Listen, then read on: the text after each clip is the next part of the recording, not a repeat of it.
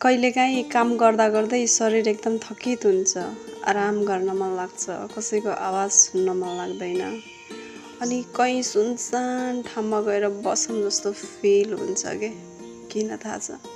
किनकि यो शरीरले काम गर्दा गर्दा बस अब म थाकिसकेँ।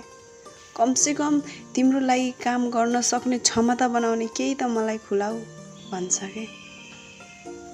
यो शरीरको आवाज हो अनि हामी आफ्नै शरीरको आवाज सुन्न पुग्दैनौँ, त्यतिखेर धेरै समस्यामा पर्न गइन्छ के।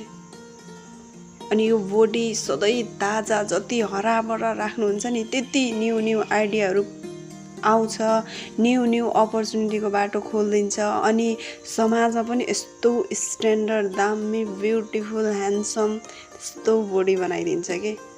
त्यो भएर बडीलाई त बडा ख्याल गर्नु। सानो